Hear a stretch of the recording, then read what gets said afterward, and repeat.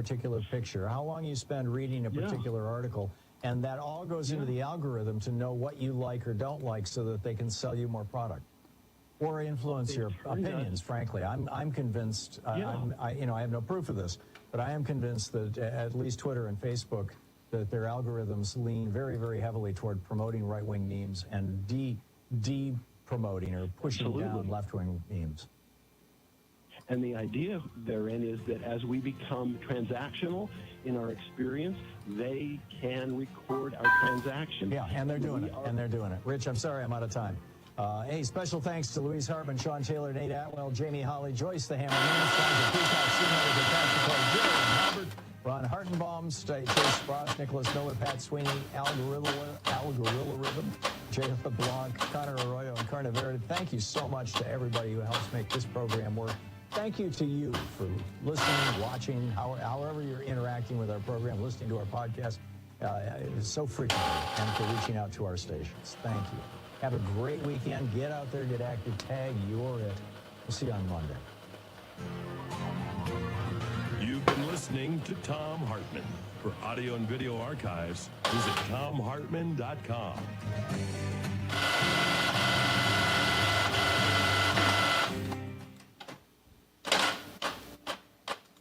Do you have a car sitting around you want to get rid of? Then here's a great idea. Donate your car and help.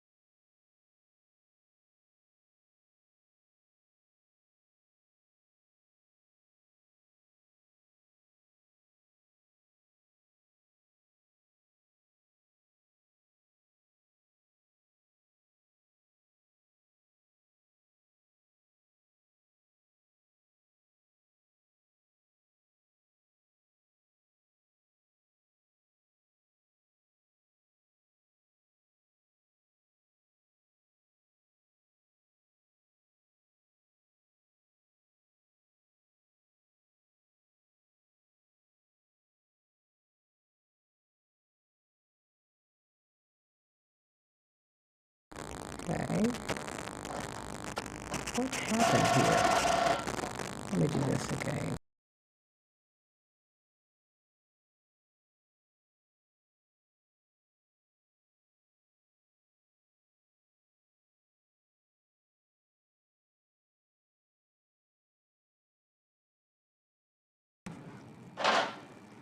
All right. All right, I'm back. I should be up now.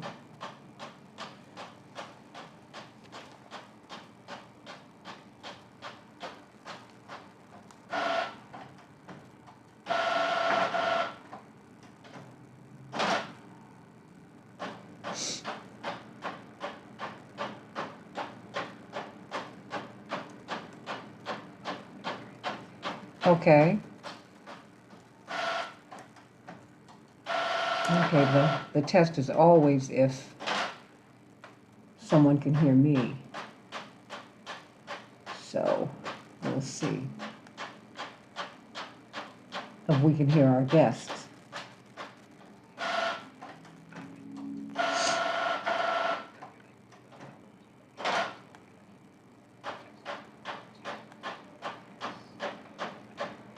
Okay, well, next time let's do that earlier on, okay?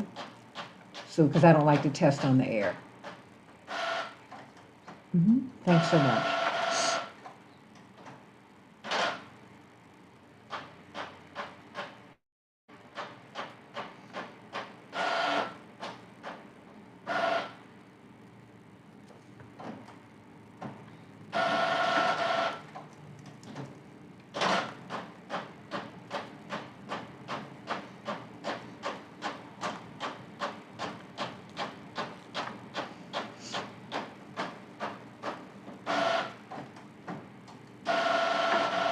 Thank you so much.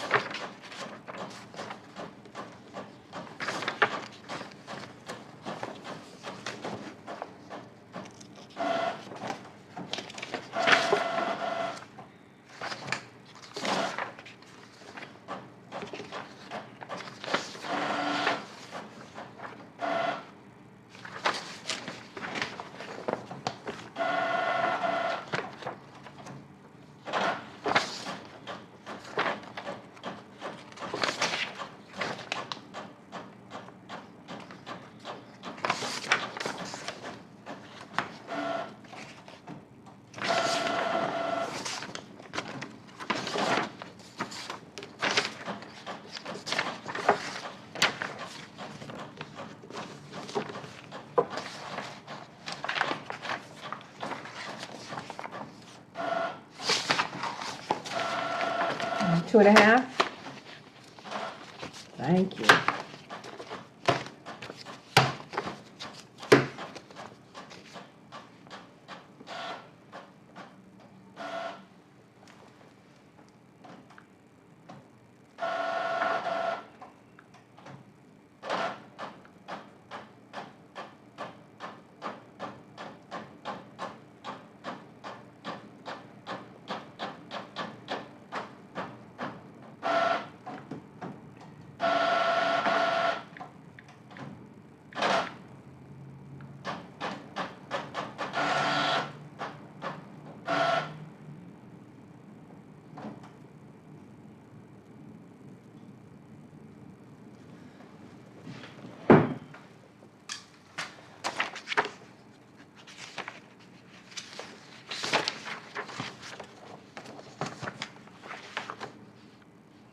too.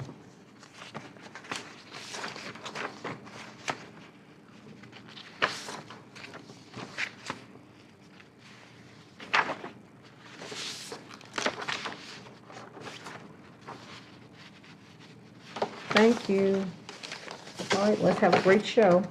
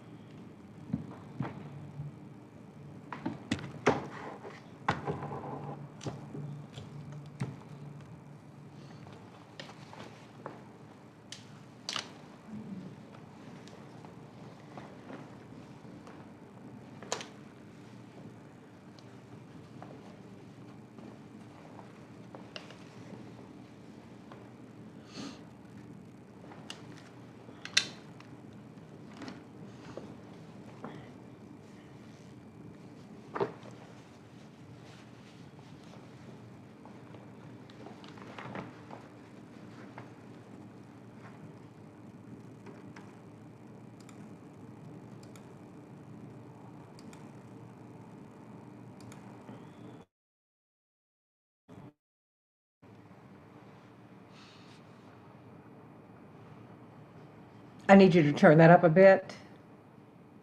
Thanks so much.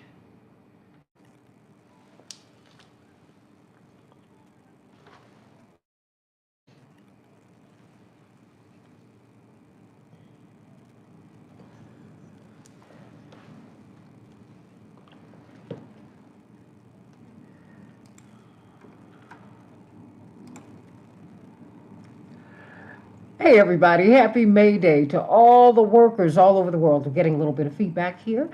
So glad to be with you from WCPT 820, the nation's largest progressive talk radio station, and AM 950 radio, the voice of progressive Minnesota. I'm Santita Jackson. I want you to meet my morning stars, Andre and Robert and Daryl and so many others. Carol out there on the left coast, out there from Beverly Hills, and Robert and Shirley from beautiful Philadelphia, Linear Bob, and so many of you. Hey, hey, hey. Everybody, please join my morning stars on the Santita Jackson and Friends Facebook page, Santita Jackson and Friends, and then the Santita Jackson Show YouTube channel. If you can get on over there, please migrate over there. That's what Facebook asked me to ask you to do.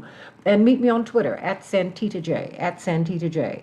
What are we going to be talking about today? You know, for years and years in the United States, we've pushed bachelor's degrees at the expense of vocational education. Indeed, some people write that vocational education has an esteem problem. We don't esteem vocations or the trades as much as we do the academics. So what do you think about that?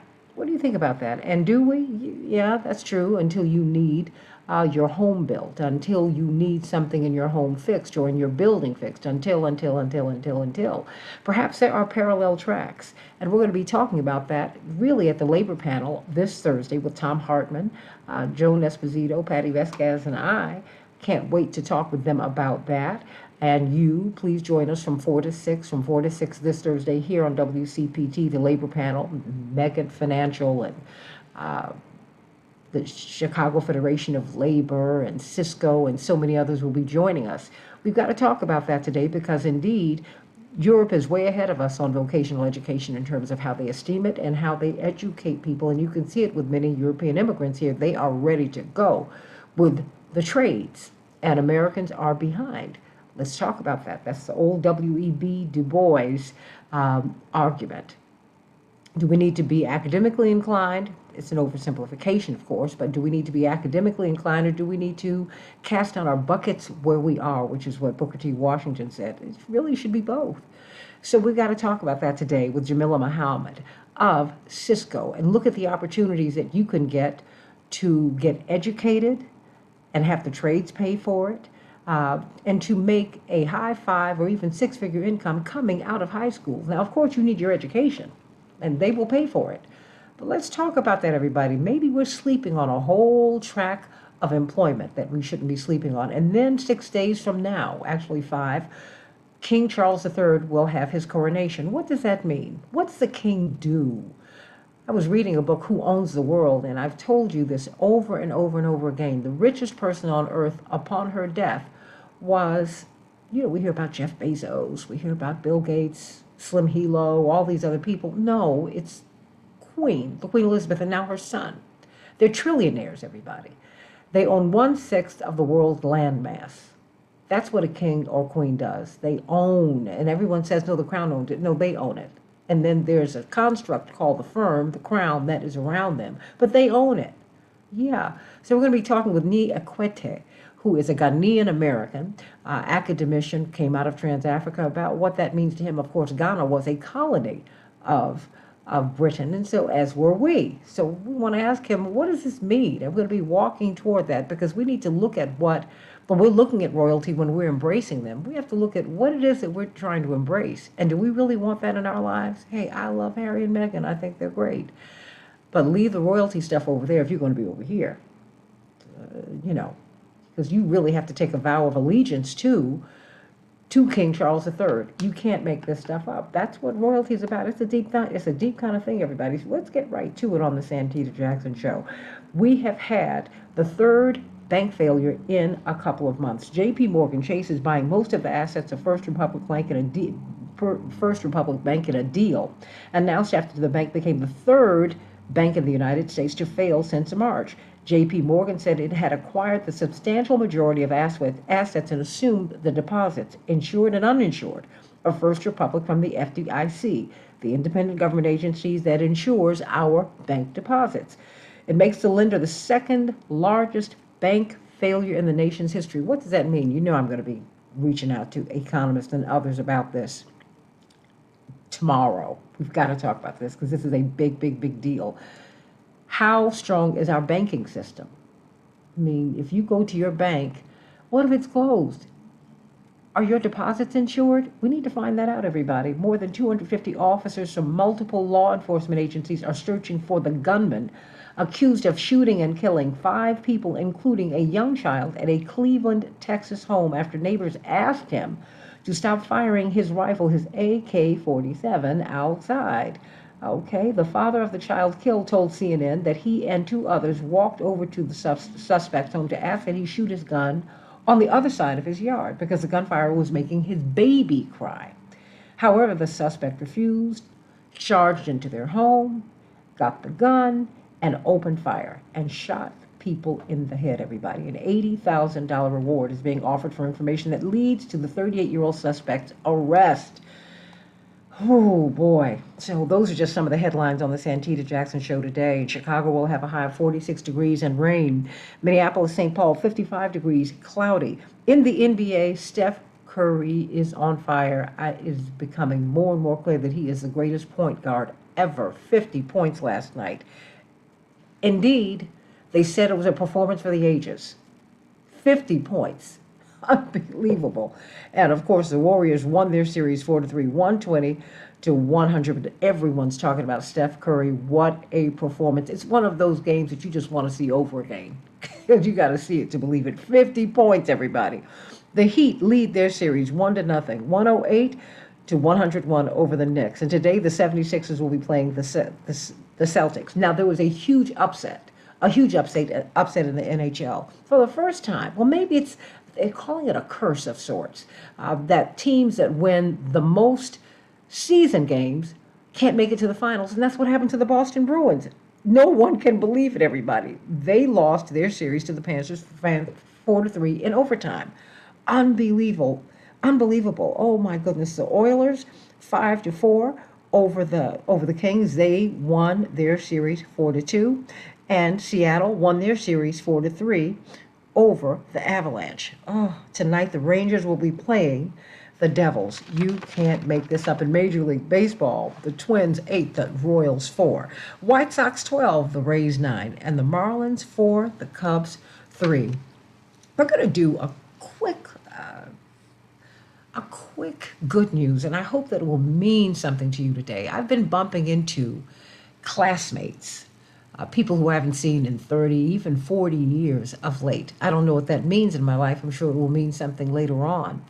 But you see us in various states of our lives. Maybe because we are closing in on these big birthdays. We're making peace, or maybe some of us are not at peace. And I think about something that Albertina Walker, the queen of gospel music, said to my mother and I many, many years ago, and I'll carry it with me, I think, into eternity. She turned to us as she was about to get out of the car, and she said, I want you to know that I thank God for your every hurt and your every happiness, because they all make you who you are. And it took me back to the biblical verse from the book of James, really one of my favorites.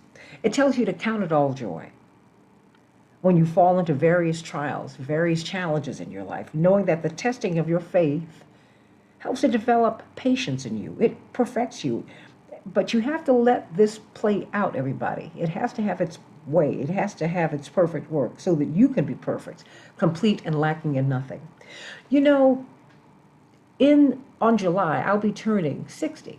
And I'm very, very grateful for it. My father told me, if you don't like birthdays, try missing one. So don't do, and he told me this when I was 25. He said, don't do what so many women do. So many women do, because my mother said, you're getting old, what are you going to do? And my father said, and he never contradicted her, ever. But he said, let me just say this to you. If you don't like birthdays, try missing one. In our line of work, many people don't make it to even 40. And that is to say, most people at my father's level of activism and leadership didn't make it past 39. So I was keenly aware of that growing up all of my life. And so every day past 39 for me was like a bonus to have with him. But that having been said, I met Fred Hampton several times. He didn't make it past 21. And I met Tupac. He didn't make it past 25. And I met. And then, as you keep on living, there's some things that you look back on your life and you cheer, and some things you regret. And I would urge you today to regret nothing. Learn from those things. Learn from those things that have challenged you. Learn from those things that you wish you had done well, better, or correctly. But don't regret them. Learn from them. Become a better person because of them. Think about that, everybody. Count it all joy. You cannot cherry pick life. You can't say, I want this day, but I don't want that one. No, life is a continuum, and if you interrupt any day, you won't be here. Count it all joy. Celebrate every hurt and every happiness, because each one of those things, when you bundle them up together, they make you who you are. And that's all good. And that's the good news. I want you to call me today, and let's talk about the coronation of King Charles III. Let's talk about that today. How would you like to be a subject in 2023 and not a citizen? Because that's functionally what they are in these countries that are led by royalty. You're subjects. Subject to what? Subject to whom? I want you to call me and let me know what you think about that, because we're coming upon this coronation, which will also be a religious ceremony. Yeah, it'll be a religious ceremony and a secular ceremony, and everyone, you got to be vigilant, and you've got to open your eyes, everybody, because you need to ask, who is he and what does he do? He's the richest person on earth. Think about that, everybody. Controls whole countries.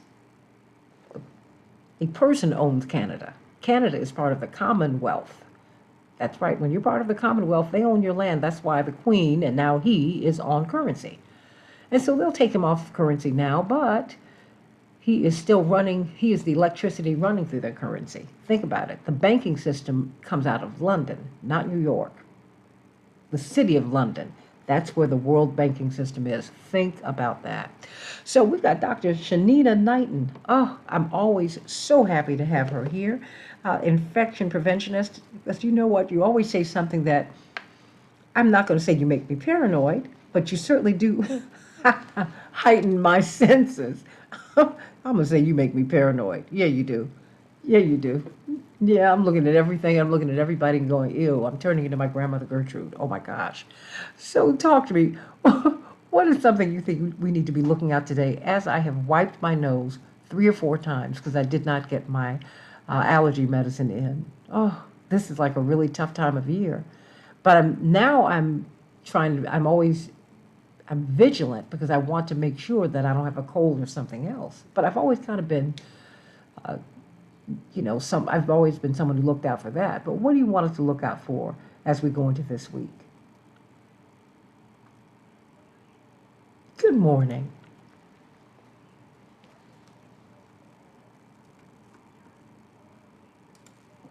Oh,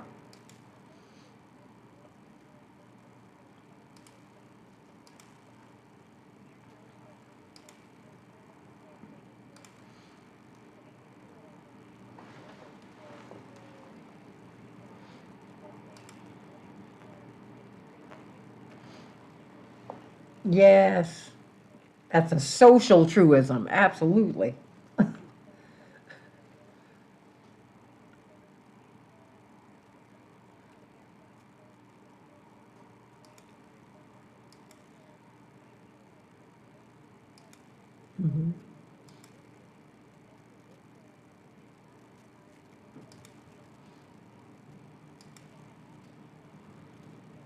Hmm.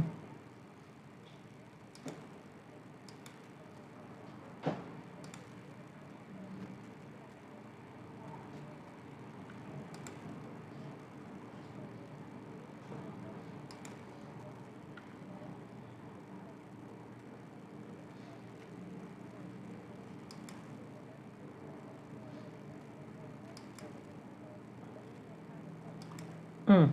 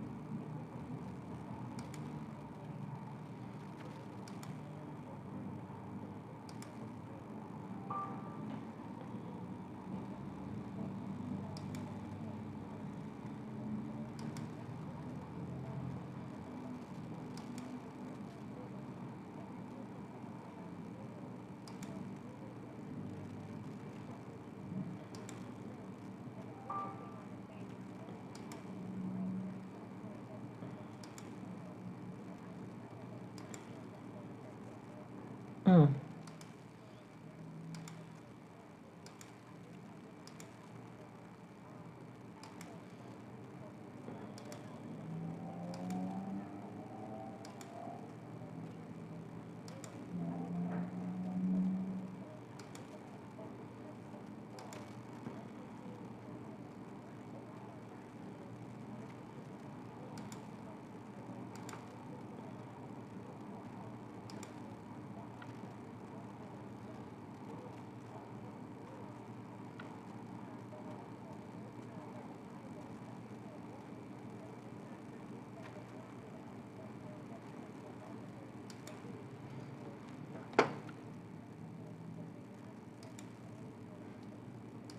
Well, oh goodness, I want us to be prepared, and we've got to make sure that everyone can hear you. They could not hear you just now, and that just breaks.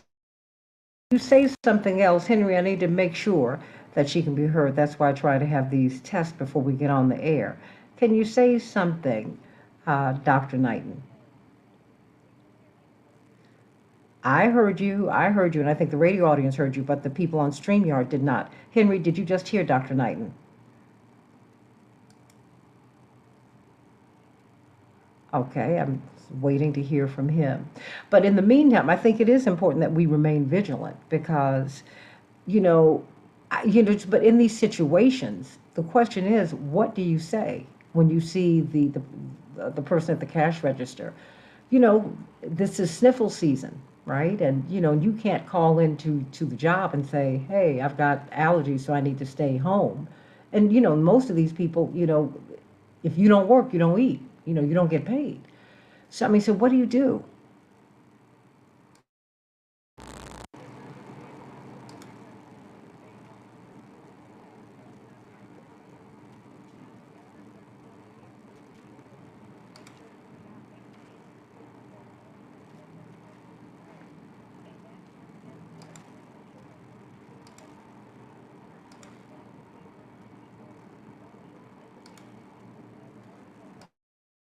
Available, all we had to rely on was infection prevention and control practices. And I am saying that we want to keep up with those practices because we did find that they do work. They were working. However, when we start to let up and rely on one method over another, opposed to us realizing that things need to work together, then we end up in a compromised state.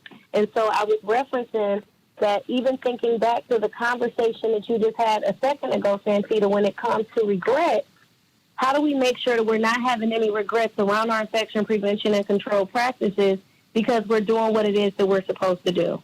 Well, and that's really it. That's really it. That's why I said, it came to me this morning. Regret, what a waste of time. And then, I bumped into a friend of mine who I have not seen in more than 40 years. We went to grammar school together. He told someone, we graduated 8th grade together. I said, no. We were in kindergarten together. He said, you're right. I can hear her on Facebook, just a heads up. No, I just changed the settings. But that's why I want to go on and get these things checked, Henry, before we go on the air. But thank you so much, Henry, and thank you, Dr. Knighton. But, it's just a waste of time. And I think that the older you get, the more keenly aware you are of time. How much time you've had, and how much time you do not have for foolishness. I'm like, wait a minute, y'all.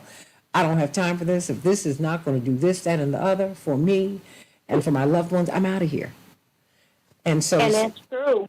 So in about 30 seconds, just speak to everybody, during the break. But just how do you politely say to people, who are checking you out and they're clearly sneezing, they're struggling. What do you say? What do you do? Oh, boy, everybody, let's talk about King Charles. Yes, King Charles, there will be a coronation. You will see all of this gold. The gold came from Africa, and they're not returning the gold, the diamonds from India, from Africa, none of that. What do you think about that? Back with more of the Santita Jackson Show in just a minute.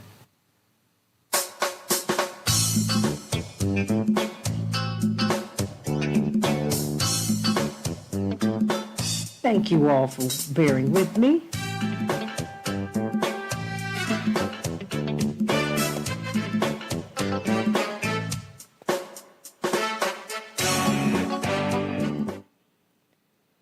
Oh, thank you, Dr. Knighton.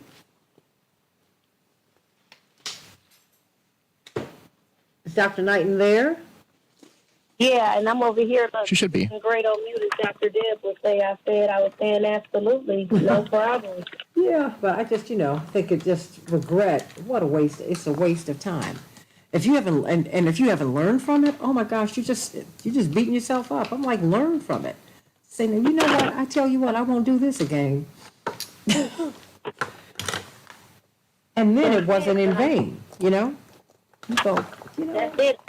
That's the concern, though, like with people, unfortunately, is the fact that we're not at this place where people are thinking about how far we've come, but also understanding, like, how did I stay safe? What, what ended up being my saving grace And I always concern myself with that because we know that these things work, but then to go out and see people not do it and be back to those old habits is really disheartening, because you look to your left and you look to your right and you know that someone has lost a loved one.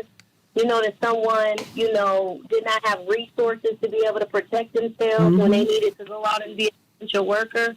So it really is. It's actually very disheartening. And unfortunately, the ones that complain about, let's say, wearing the mask or, let's say, doing infection prevention and control practices, I found those to be the ones that actually have some of the worst practices. Oh, of course. Are you kidding me? Oh. It's such a face.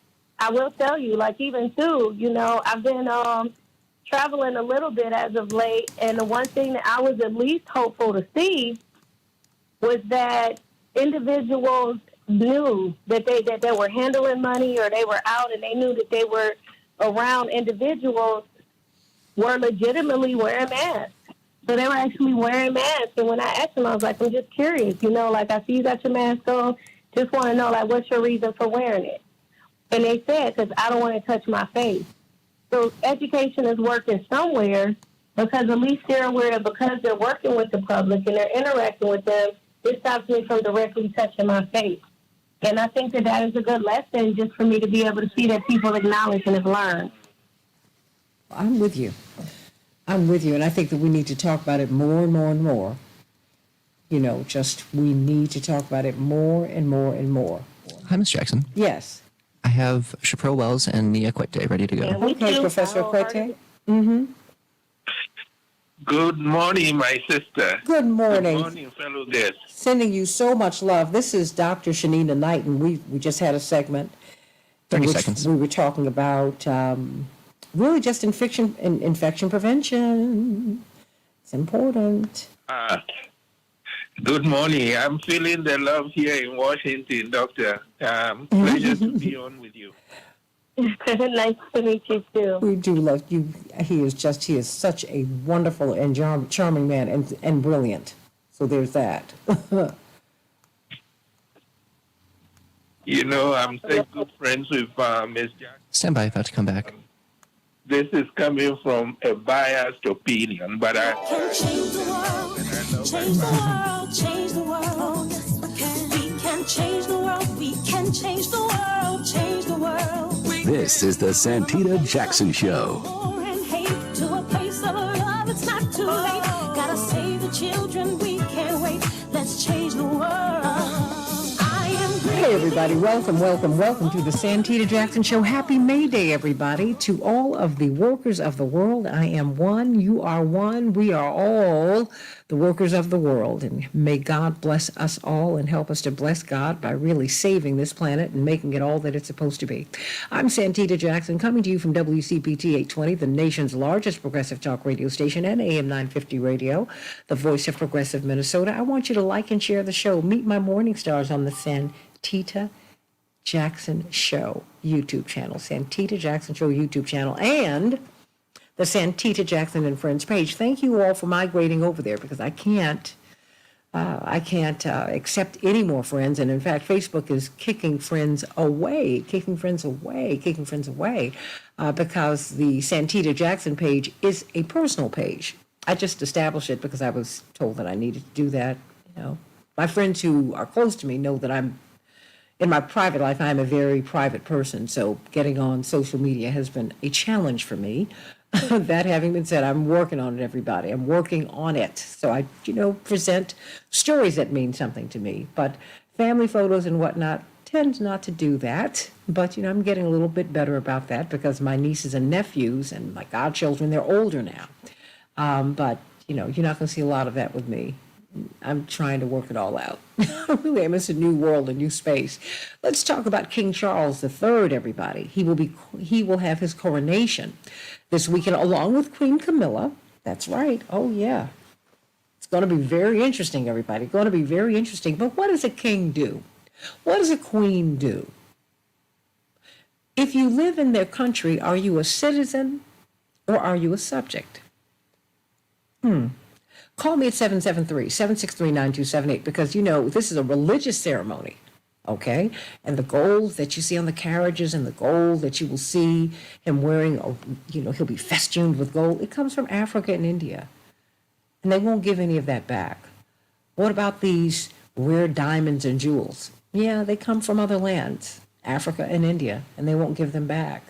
What do you think about that? What do you think about the fact that the wealthiest person on earth was Queen Elizabeth II? She owned 1/6 of the entire land surface on earth. What do you think about that? That was a book written by an Irish Republican, Kevin Cahill. I mean, wow, only 15% of the world's population lays claim to land ownership. I mean, when you know these facts, that's when you understand America and its importance, that people could actually come here. It became the promised land, particularly for Europeans, and we've evolved it into being that for everybody else. You could come here and own your own land. You could come here and be a citizen and not a serf. So let's talk about that, everybody. Let's talk about it. Let's talk about it with Nia Kwete. But before we do, got to get some food. I'm putting where are my greens? Chaparral, where are they? Santita, whenever you want them, just let me know. This weekend, please. Thank you. Okay, I got you. And Celebrations by Us, we are your one-stop party connection, and we are cooking. So give us a call at 708-526-4546, 708-526-4546. We can handle your greens, your green beans, your candied potatoes, as well as also your smothered chicken, smothered beef, ribs, whatever it is that you need for your table. Don't hesitate to give us a call. We're also right in prom season, so we're doing our balloon arches, our sweet tables, our custom setups and backdrops. So don't hesitate to give us a call at 708-526-4546, 708-526-4546. We look forward to serving you. Thank you so much, Santita. And my green beans, too. Yes. Okay. I love them, and they don't bother my stomach, which is great because that's been a struggle for me over the past year. Many people have noticed I've lost some weight, not some. I've lost about 40 pounds. I was working on losing the first 20. The last 20 surprised me, and among the only food that I could really eat was food that Chaparral made, quite frankly. And I think some people call it organic, but she cooks the way your grandmama cooks. She gets the best food, and I just thank you for it because I really, quite literally, think it saved my life, all jokes aside. So thank you because I love it. Everybody, let's talk with Nia Kwete. He's been on the show before. Indeed, he is one of the leading African specialists in all of the world. Met him years ago when he was with Randall Robinson at Trans-Africa. And whenever you speak to people around the world and they say, when you ask who should you speak to about African affairs, not just the countries within Africa, but what Africa means to the world, where Africa is in relation to the United States, where the United States is in relationship to Africa, all of that, you must speak with Nia Kwete. And he indeed, his latest academic position has been at George Washington University, but great academician, brilliant historian, political analyst, activist. And, I just thank you for being with us today. You are a Ghanaian American, and you have been, Ghana, of course, was colonized by the British. Tell me how you see this coronation. Thank you so much for having me. It's a pleasure to be back. Thank you for the great work. I have a very negative view of the coronation. I have a very negative view of the British monarchy, of European monarchies. Because, yes, you are right. I was born in Ghana. When I was born, Ghana became independent in 1957. I was born before that, so I was not a citizen. When I came to the United States, I had become a citizen of Ghana because it was after independence. But when I was born, I was a subject of the British Empire. What does that mean? It means you belong to the British Empire, and therefore you belong to the head of the British Empire, because you cannot be an empire and a democracy at the same time. So you actually belong to the monarch. This is why I'm looking at this coronation so negatively, because it means This is a person who's getting a lot of power and, as you pointed out, huge wealth for one reason and one reason only, because of who his mother was. It's not because he was elected by anybody. It's not because he achieved anything by dint of hard work. That from the minute his mother gave birth to him in 1948, he was destined to inherit this vast wealth and power. And they acquired it over centuries by abusing around the globe, everywhere, New Zealand, Australia, the Caribbean, North America. And since we are in the United States, let me just use one point of reference about why I think the British monarchy and European colonization under monarchies was so bad. The U.S. does have a lot of work that still remains to be done if you are a small D Democrat like I am. It's a journey. The U.S. has traveled. It needs to travel some more. It has some deficiencies. But a very good historian pointed out and said, hey, listen, Britain was so bad that even the Americans, with all of their faults, rebelled and became independent. They did not want to be part of the British Empire anymore. That should tell you all of that you need to know. When you focus on what is wrong with the United States, know that the British are infinitely worse. So that on Saturday, they are still celebrating this institution, this coronation of a man who is getting all this power and all this wealth, stolen wealth, I might add, because of who his parents were. And on Saturday, in the news leading up to it, it has come out that one of the new things they've thrown up is they are asking everybody in the UK, the United Kingdom, the country that he rules over, they are asking everybody, every individual there, to swear to him. And it's causing a new controversy because a big minority, not a majority, but a big minority is saying, no, this is terrible. This is actually abusing of individuals who believe in democracy and citizenship. But the majority is saying, if we are to believe the polls and the news accounts, the majority is saying, well, this is part of our culture and our history, and therefore we still support it. But let me emphasize something that you said. One thing people should watch, and I confess that on Saturday, I'm going to look at portions of it as part of my research. But if you look, you cannot miss how he gets to Westminster Abbey, where they will do the ceremony. He's going to be going in a carriage. That carriage is festooned with gold and other precious stuff. They all come from overseas. My country used to be the Gold Coast colony. We have a lot of gold. We used to have even more. The British took it, and they left a lot of bad things in their wake.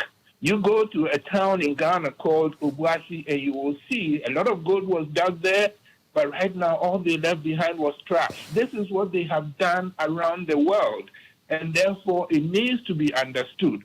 But I also think the significance, the reason I look at the monarchy so negatively, because again, I do think that, it is important to emphasize that everybody should have an equal chance, egalitarianism. And the royal monarchy is the opposite of that. It says that you are superior. It says that you get to govern over other people, not even by the system in the United States where if you want to have political power, you run for office and people get to vote against others and see how good you are. And we all know there are problems with the elections and misinformation and propaganda. But the British system, I am saying, is worse than that. The monarchy is worse than that because you get all that power simply because of who you are and who your parents have been. And so that to me, goes against the heart of egalitarianism, the heart of equality, the heart of democracy. Let the people choose. But of course, right now, again, if we are to believe the British press and the newspapers and the polls, they say a majority still say, oh, we like the monarchy, so we don't want to do away with it, although those who oppose it in Britain are increasing. But to me, the fact that the majority wants it, of course, because it benefits them. All of those wealth, Britain built its wealth from slavery, from participation in the slave trade, the Atlantic slave trade. The British monarchy was part of it. Charles has been forced to say, okay, we approve of research to look into exactly our role in it. But there is no question they had a big role in the Atlantic slave trade. And then after the slave trade, I'm talking about colonization of Ghana, other parts of Africa, all that came after almost 300 years of slavery. Then they descended on Africa and carved Africa up. And they are taking the mineral wealth of South Africa, the mineral wealth of Nigeria, Ghana, everywhere. And they and other Europeans carved Africa into 54 different colonies. So now we are 54 small countries. As an African, born an African, when I look at the future of the continent, I say, man, look at India, look at China. Those two areas, their population right now are just about the same as Africans, 1.4 billion. Africa has 1.4 billion people. India has 1.4 billion people. China has 1.4 billion people, give or take a few million, if you round it off. Mm-hmm. China is one country. India is one country. Africa was carved into 54 different colonies.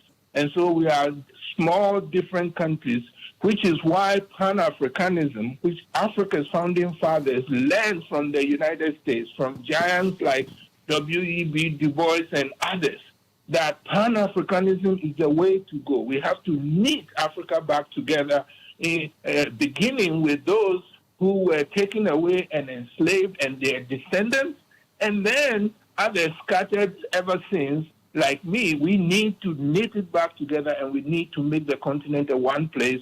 But we must understand what is wrong with our system. And what is wrong is the epitome of that is this coronation of this man as the monarch, and he's going to supervise all this wealth and has all this much power. Now they will tell you he doesn't have political power because they have an elected prime minister. But he has a role to play. If he doesn't accept that our current prime minister has resigned, then he hasn't resigned. And if he doesn't accept that a new prime minister is to be appointed, that prime minister is not going to be appointed. So the monarchy in Britain still has a lot of power. And so I'm saying, if you look at history, if you look at present, somebody like me, you cannot see the monarchy, anything good in the monarchy. It may be good for a few people who enjoy his wealth and power and who are privileged. But even members of his own family, his second son, Harry, who lives in the United States, is a rebel. So now he's attending his father's coronation on Saturday without his American wife, the woman of color that he married, and they live in California. He's attending without her because there's racism also. Anti-black racism in the British monarchy. But she knew that going in. I mean, this is someone who majored in international relations at Northwestern University. And politically quite savvy. You know, I think it's a very interesting statement. But, I remember the day that they got married, I saw Black American women walking around with fascinators on. And I said, how can you... I'm all about love. I'm all about it. That having been said, I said, now, I don't want a king or a queen, whether they're black or white or brown. I don't want that. Amen to that. So I'm like, wait a minute, and don't get up in this family, because a lot of what we're seeing to me with them is a lot of family theater. Because the fact is, that's an established family. You marry into the family, keep your mouth shut and deal with it. Whatever problems you have in a family, keep your mouth shut and deal with them. You don't need to go on Oprah's show and start talking about that. I just have a problem with all of that. And, now I mean, and you're living in California doing what? Making money off the monarchy. Hello? Absolutely. I agree with you totally. You know, it's a very common human failing that people will sell their soul, so to say, their morality for visions of power and money. So people marrying for money and then getting into the marriage and say, oh, okay, now I'm having trouble. I am with you. Well, I'm not saying that she married for money. I'm just saying she married into it. And, you know, it's just like if you married into a family that had no money. Don't get out here talking about it. Work out your relationship. Everybody has in-law problems. Everybody. It ain't easy. We are on the same page. I was just making the point that even within the family, this man who is being... Look, the royal family is big because they always choose the oldest person. It used to be they used to choose the oldest son. But then they now choose the oldest adult child, including... So it could have been a woman. But then everyone else in the family is... you know, sort of to the side. They will be giving a little bit of the wealth, but they are out of the line of succession or very low below. And so you've got all these people, and I'm saying there's friction even within this King Charles, who is going to be coronated on Saturday. He has only 2 sons. His 2 sons are bickering and fighting, including physically fighting. And it wasn't any pesky journalist who found that out. It was Harry himself who wrote a book and thought how his brother, who after Charles, if everything goes as planned, he will become the next king after Charles. He took, he tried to strangle his own brother because they were fighting. So I'm saying even within that family, there are all kinds of, in fact, even people who say they support them say, yes, that's a dysfunctional family. A lot of them had looked up to the queen who just died, Charles's mother, because she stayed there for so long and she took it up as a young woman and she stuck to it until, you know, weeks before she died, she was still performing her duties. So even if the duty was in a suit of a bad end, which I say it was, still, you give her credit for doing her job and stay on it. So that got some more support for the monarchy. But now that she's gone, the debate in Britain has flared up. But I'm looking outside Britain because the British, they gained a lot from colonizing and depopulating parts of the world and stealing the wealth. I am part of those from whom the wealth was stolen. And so I am saying, please know, when you look at Africa and all the problems you have, in fact, according to me, and I'm just one person, yes, I teach at the university and I'm an activist and I have looked at this. The others may have a different opinion. My opinion is, you look at Africa, we have a lot of challenges. 90% of them was because of the abuse over the last 6 centuries by European countries, led by Great Britain, led by France, led by Portugal and Spain, and the Dutch in South Africa, and the Danes. These people went into Africa and just ravaged the place. And in fact, they have not stopped doing it. Their corporations are still doing it even after independence, which is why it is important for people to learn the history and learn what is going on now so that we can put a stop to it. And I don't want to let too many African leaders now off the hook because so many of them have still stayed in a club called the Commonwealth, which are the former colonized places who are now independent. They say, okay, we'll still have a relationship with the British Mr. Kwete, monarchy. And Professor, yes. it was like 4 or 5 of them when Queen Elizabeth's father died. Now it's more than 50, yes. and 94, 95% of them are places of color. They're black and they're Indian. How does that happen? Yes. I have 2 minutes. When her father died, most of them were still colonies. So yes, the ones that were independent were only a handful, as you said. But then around 1960, beginning with, you know, there's there's a heartbreaking war, idiotic war, devastating war in Sudan as we speak. You and I spoke about it last week. It's still going on. Sudan got its independence from Britain and Egypt combined in 1956. So from then on, then Ghana 1957, in 1960, about 17 colonies became independent. So one reason why the Commonwealth has ballooned is that many more colonies achieved their independence thanks to the work of Africans and African Americans who pushed hard for independence. Dr. King was in Accra, Ghana in March of 1957. He came back and said African independence inspired him. So African countries became independent. But here is why they have stayed, because during the whole era of colonialism, starting in the mid-1800s, they tie your economy to the colonizing country. So if you are growing something in Ivory Coast, the law says you only have to sell it to the French. If you are doing something you want to sell, you only have to sell in Ghana, you only have to sell it to the British.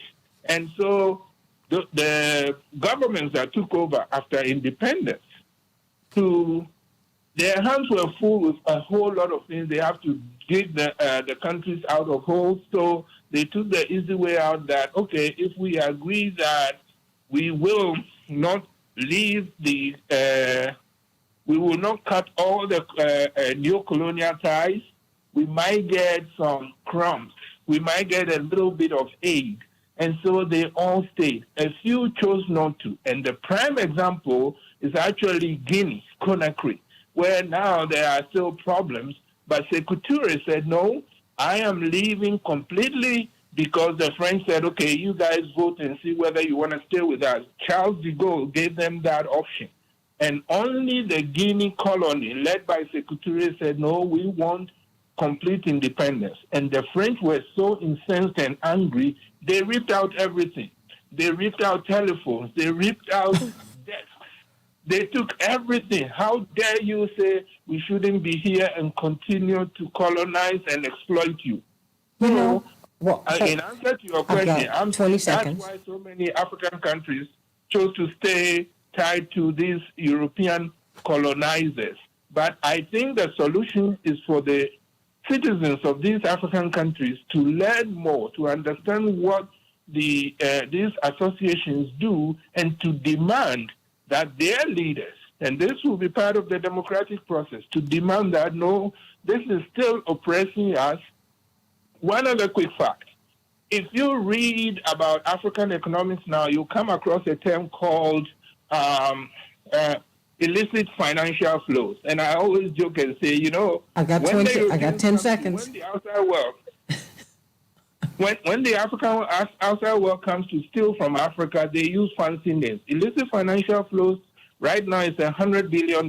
That's $100 billion the outside world, outside corporations are still stealing from Africa as we speak. And you know what? We're going to continue this conversation throughout the week as we move toward this coronation. You need to understand what we're going to be watching over the next few days, because the corporate media are all in on this. They're supporting it. But when you talk to people around the world, they say, not so fast. Let's talk about, thank you, Professor Ekwete. You are a jewel. Can't wait to speak with you tomorrow and the next day and on and on and on. Everybody, let's talk about vocational education as opposed to academic education, or should we even look at, is it either or should it be both? Should you have a choice? Back with more of the Santita Jackson Show in just a minute.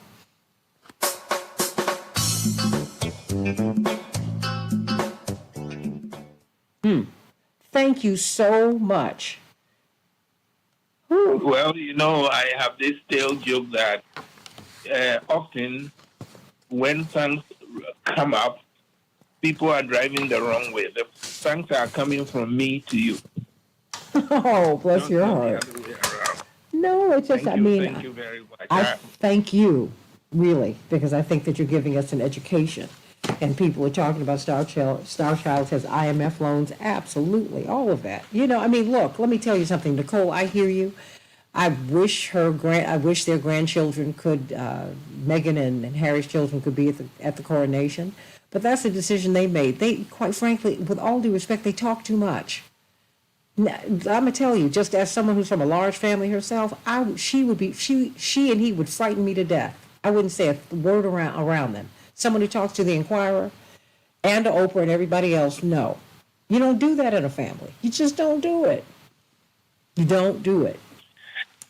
And all this talking. Your point is very well taken. Yeah, I mean, bless your heart.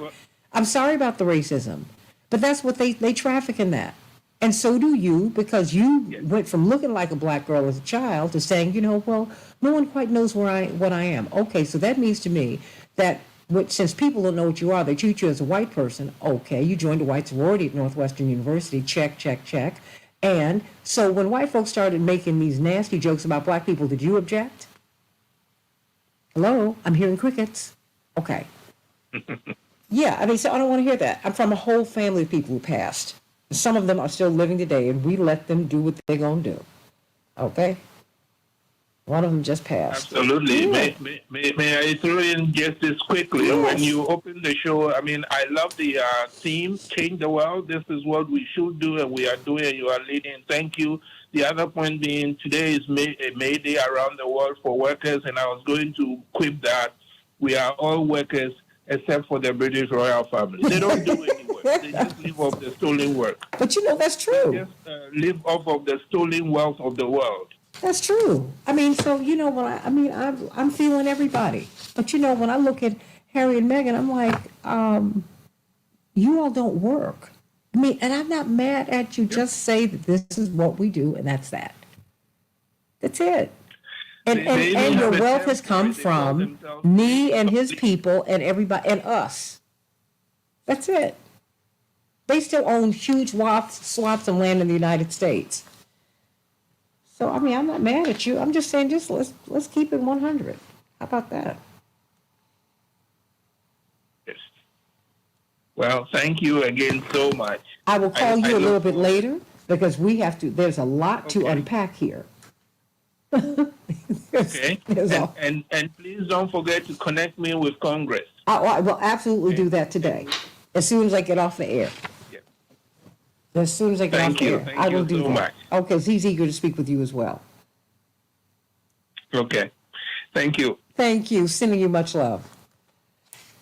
Hey, everybody. What a morning. Leave it to Niakwete to get us started like this. Oh. Yeah, but I mean, I have to, I'm not slamming anyone. I wish everyone the best. Honestly, I wish Harry and his father got on well. I wish Meghan and her father did too. And, because at the end of the day, it's your family. That's it. And where they're out of order, where they're incorrect, okay, you live with that, you deal with it. But I'm sorry, when I see folks doing these interviews and whatnot, and most people are from families, and in families, you fuss, you fight, you do all of that. My family is no different than anyone else's, but one thing you don't do is come from the outside in on any of us. That's when you see who Jacksons are. We do not play that. And families don't. I see Robert Kennedy running for president, and many in the corporate media are trying to make of the fact that, oh my goodness, many in your family don't support your candidacies. He said, get out of that. Some of them do, some of them don't. And I love my family no matter what. If you think my brother, who is in Congress, and doubtless he's going to cast some votes that are going to make me go, I don't know, or I disagree with that. Honey, if he needed a kidney today or that day, he's got it from me. Be clear on that. There's nothing in this world that will separate me from them. Nothing. Yes, Henry. I have Miss Mohammed ready to go. Okay, very good. And next time let's maybe you should call in because we went through a whole segment without them hearing her, and because sometimes the settings need to change. Okay. You just Sounds never good. know. Okay, let me speak with Miss Mohammed. Miss Mohammed, how are you? I'm doing great. How are you this morning? I am doing great. It's wonderful hearing your voice. We are not going to. I mean, not. We're going to have. I'm sure Reverend Jeanette Wilson from Rainbow Push. Yes, ma'am. She's going to be on at the bottom of the hour. And she said because Push has been doing some work with Cisco, but of course we're going to be talking about this, about a whole track of education, a whole track of educational opportunity, a whole track of employment and employment opportunity. that can get you well situated and propel your family into multi-generational wealth. We're missing it. And I don't think that we should. 60 seconds. You're definitely right, and I'm definitely open to the conversation. Well, you're going to start it. You're the woman. How about that? You're like, oh my gosh, what'd you say? Oh no. So, a little bit about Cisco. Cisco is an organization that represents union laborers and its management. We represent over 140,000 workers. No, when you come up, we're going to be on the air. When you come up, you say all of that. Oh, yeah. Jesus Oh, no, honey. Well, no, girl, it's all right. We're sitting up here. We are talking on, what is it on YouTube? It's all right. Oh, girl, it's all right. Oh, what did you say? Wait a minute. Just a little bit about this. I got you. Oh, I got you. I told you I got you, Jamila. You don't want to believe me. my God. I got you. What? Stand by. Oh, boy. Yet another bank failure. Y'all, this is a mess. You better have you some cash at home. Yeah, I said it. We can change the world, change the world, change the world. Yes, we can. We can change the world, we can change the world, change the world. This is the Santita Jackson Show. War and hate to a place of love, it's not too late. Gotta save the children, we can't wait. Let's change the world. Hey, everybody. Welcome to the Santita Jackson Show on Monday, May 1st, 2023. May Day, everybody. Celebrating labor and laborers all around the world. Hug somebody who's working today, starting with yourself. Give yourself a big old squeeze. That's right. We're going to be seeing marches in the United States and all around the world celebrating labor and celebrating unions and labor rights. And let's do that, everybody, because we all work, and we need to be paid fair wages for our work. And that's right. We need to do that. Everybody, I'm Santita Jackson, coming to you from WCPT 820, the nation's largest progressive talk radio station, and AM 950 radio, the voice of progressive Minnesota. I want you to meet my morning stars on the Santita Jackson and Friends page. Santita Jackson and Friends Facebook page. We're streaming there as we are streaming on YouTube on the Santita Jackson Show channel. Daryl and Jewel and Miss Robinson, Cuckoo, Cuckoo, and Carol, everybody, please go over to the Santita Jackson Show YouTube channel. Facebook has reached out to me once again asking me to ask you to do that. So please do that. And the Santita Jackson landing page, let that go. I can accept friends at Santita Jackson and Friends, so please get on over there, everybody. The Rainbow Push International Conference is July 15th through the 19th, July 15th through the 19th. Go to rainbowpush.org and get registered, or call 773-FREEDOM. Get registered and find out about the convention. And please, we need volunteers. We need volunteers to make it work. It's going to be an exciting convention. We are going to have conversations much like the conversations we have here, where we'll be talking with labor and people from sport and just every particular realm. As we're looking at 2024, we're right in it, everybody. A year from now, can you believe it? We'll probably have a Republican or a Democratic nominee. But will we have debates? We'll be talking about that too. And so much on at the Rainbow Push International Conference. And this Thursday here on WCPT, we're going to have our labor panel, which is going to lead us to our topic today. What about decades of pushing bachelor's degrees? Now we're finding that America needs more tradespeople. And there is a real track for the trades, but we're losing trades schools. You can come out of high school having gotten your start in education, because education is a lifelong thing. Having gotten your start in education, they will pay for you to have further education. You'll come out of high school making a high 5-figure job, even a 6-figure job, if you're properly trained. You see that with many European immigrants who come here, who've been properly trained in the trades in Europe. They've been ahead of the curve on us on this. So we're going to be talking with Jamila Muhammad from Cisco about this, about how we can get in the trades. I mean, a bachelor's degree is not your only path to generational wealth in this country, and we're going to be talking about it right here on the Santita Jackson Show. Let's elevate everybody. There's an esteem problem here. If you work with your hands, we go, But if you work with your brain, you can read no books going to college, read no books going out of college, but you got your bachelor's. Really? Come on, everybody.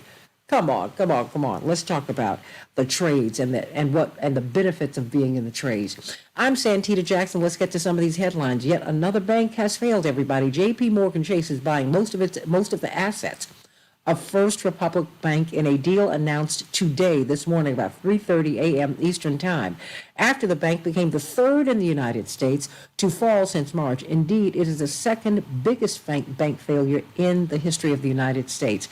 J.P. Morgan said it had acquired the substantial majority of the assets and assumed the deposits, insured and uninsured. I can't wait to talk with someone about how, with the FDIC established in the wake of the Great Depression, how you can have banking deposits that are uninsured. But of course, with the Silicon Valley Bank, the uninsured deposits to the tune of tens of billions of dollars, they were insured by our government too. What is going on? What does that mean for little people like us, everybody? We're going to be talking about that. First Republic Bank's 84 offices in eight states are set to reopen as branches of J.P. Morgan Chase today, following normal business hours.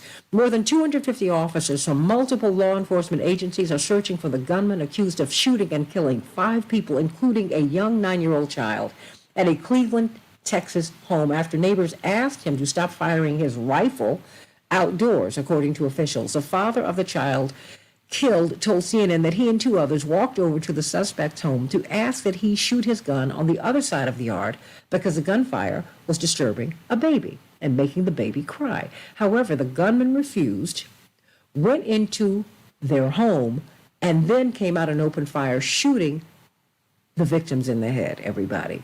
He then fled the scene without leaving a trace. An $80,000 reward is being offered for information that leads to the 38-year-old suspect's arrest, everybody. And those are just some of the headlines on the Santita Jackson Show. In Chicago, we'll have a high of 46 degrees. It will be rainy. It is cloudy right now. Minneapolis, St. Paul, 55 degrees and cloudy. In the NBA, Steph Curry, the man. That's all I can say. 50 points. Many people are saying now more and more and more, it cannot be argued that this is the greatest point guard in NBA history. The legends are saying that, everybody. He put on a show for the ages last night, 50 points. It's a show it is a game that you want to see one more time because your eyes just can't believe it. The Warriors took their series 4-3. Warriors 120, the Kings 100.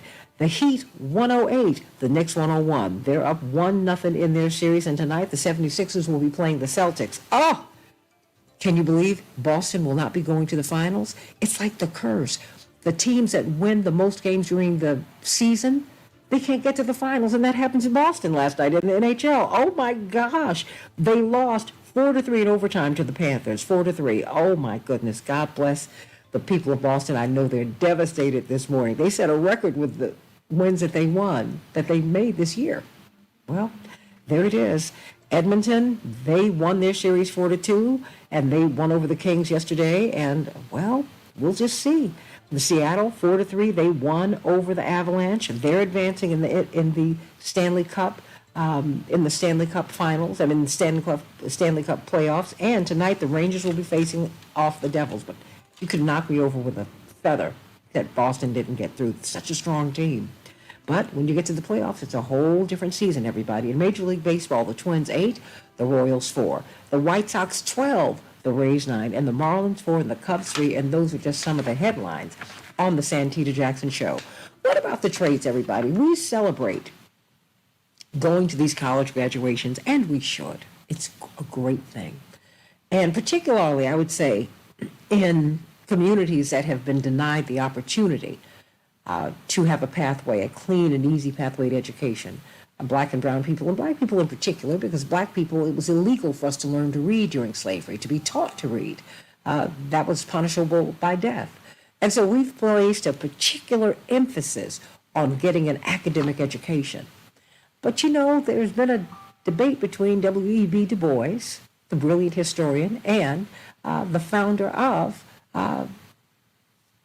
Tuskegee Institute, the great Booker T. Washington. Both of them great men, but they both had a point. There's an academic track. There is a track for the trades. Indeed, Booker T. Washington famously said, "Cast down your buckets where you are. We are landowners. We were brought over here to do this work. Let's do it." And we've gone from 14 million acres of owned land in the black community to fewer than 1.4 million acres of owned land. Now, a lot of that land we've been tricked out of, but we have not valued the trades and working with our hands as much as we should, although we see in Europe that's what they do. And after decades of pushing bachelor's degrees, according to this report from PBS, the U.S. needs more tradespeople. And you see it. And you see it all the time. Indeed, Europe is ahead of that. They give you a choice. You know, where do your passions lie, and where is your greatest strength in terms of your intelligence? Be very clear. Whether you're on the academic or the trades track, you've got to get an education. But the trades track propels you into economic security faster. So let's talk with Jamila Muhammad about this. She is a brilliant young woman from Cisco, and I want you to explain what Cisco is, but she's the Director of Education in Careers, helping us to understand that you can come out of high school making high five figures, moving quickly into a six-figure job. That's unbelievable. I took my first algebra class at Dunbar Vocational High School. They chose a few of us to go there. We started at 8 o'clock in the morning. Girl, we thought we were hot stuff. We were in 8th grade walking around with high school students.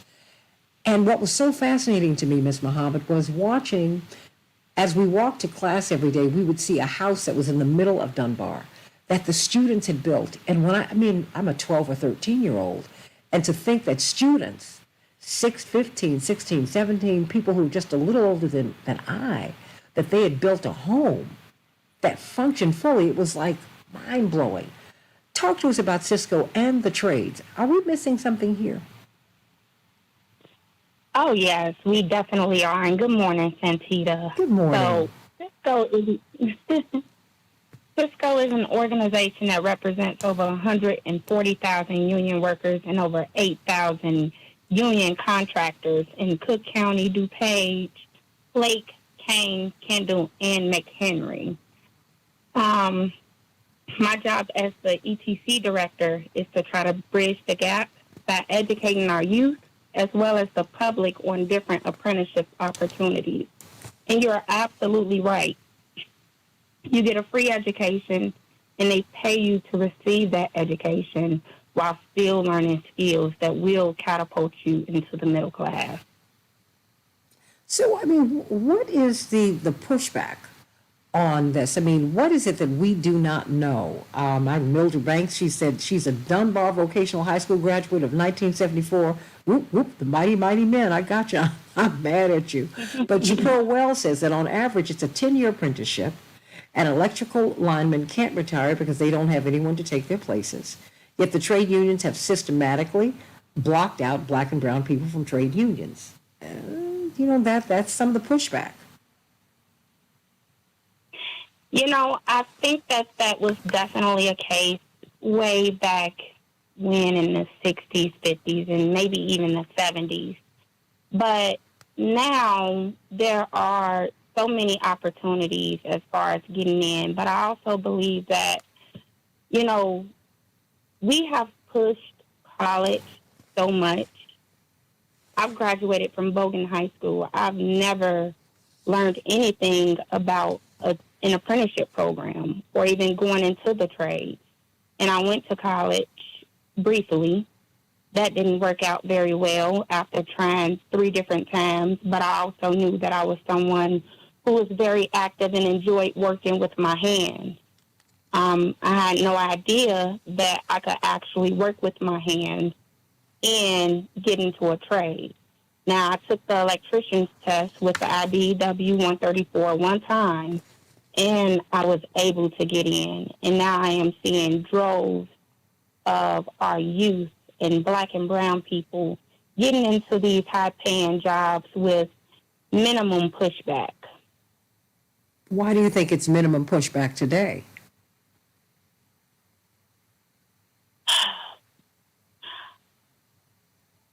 Like you said earlier, we didn't have the opportunity to read and do math and write and do all of these different things. And we have a mass exodus of individuals leaving the construction industry And where do we find all of these people, especially when so many people are going away to college? Well, you know, but there's so much energy that's put into going into getting a bachelor's degree, into going into the so-called professional track. And yet, when you see many immigrants coming to the United States, they come with a strong vocational education background, and they're able to process into working, and they build these really, really strong independent businesses. Then they build these construction firms, and on and on and on and on. I mean, they're able to make a great living. And it seems to me, I said, there's something that we're missing here, because in Europe, you don't see the same kind of pushback against vocational education. Like in Finland, for example, you're given the choice. You know, do you want to do this or do you want to do that? And they don't put their thumbs on the scales, you know, about which education is more prestigious. You know, you need an education. No matter what it is that you do, you need to be, you know, it's like many people think you can just get up and sing. No, if you want to sing for a long time, you have to get a music education. That's just the way it is. You need to understand chord structure, how to use the voice. There's so much that goes into it. What is it? I mean, when you look at, if you're talking to young people now who are in high school, who might really be more inclined to work with their hands, or who just really don't even know what they want to do, what would you tell them about the trades? Well, I would tell them that you get a free education. Your apprenticeship is 2 to 5 years. You do in-class instruction, and then you go out into the field and you work in your prospective trade. Now, you will start off making about $33,000 to $45,000. You get a raise every 6 months or every few hundred working hours. Now, some trades do a raise every year, but your health insurance, your pensions, and your annuities are all paid for by your employer. Now, once you complete that apprenticeship, which is 2 to 5 years, you make anywhere from $76,000 to $110,000 per year. That's at a base rate. And your benefits, your fringe benefits, the health insurance, the pensions, and the annuities are still paid for by your employer. You don't have to have previous experience. You can come in right after high school. If you want to take a little break, you can take a little break. We don't have any age requirements that if you're 80 years old and you can pass the aptitude test and the physical and everything else, we will still take you. So our minimum age is 17 or 18 years of age with a high school diploma or GED. And it is definitely a path. And if you choose to continue your education, you still can. Many of us don't know that. You know, and I think that we're missing that whole piece that, you know, so you're saying to me that you can really go past college debt. You definitely go past college debt, 100%. The only way you'll actually accumulate college debt is if you go off to college and you accumulate that in college and then come back to the trades later, which a vast majority of our members across the different trades, from architectural workers, our members actually have college degrees, and they do have some of that debt. We're talking with Jamila Muhammad of Cisco. What is Cisco, and how can people get in touch with you to get into the trades? I mean, I'm getting a lot of questions about that right now. Well, you can always go to Cisco.org. When you go to Cisco.org and click on apprenticeship opportunities, it'll give you a list of all of the trades that are open right now and accepting applications. Also, when you scroll down to the bottom of that page, you can take virtual tours of some of the training facilities. My email is also on Cisco.org. I'm pretty sure it's under the Contact Us.